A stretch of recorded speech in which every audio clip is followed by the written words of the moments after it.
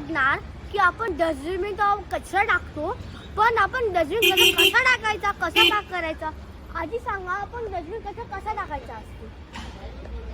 टाकायचं पिशवीमध्ये, पिशवीत टाकायचा व्यवस्थित, खाली नाही टाकायचं. आणि सुका कचरा वेगळा ठेवायचा आणि ओला कचरा वेगळा. बरोबर. आजी तुम्हाला काय वाटते की जे लोक खाली कचरा असतात त्याचं काय?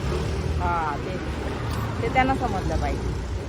आणि ते BMC पैसे की असे डस्टबिनचे लीड ओपन ठेवतात, ते मासे येतात आणि मांजरी कुत्रे पण खातात. हे पण आहे ना. हो.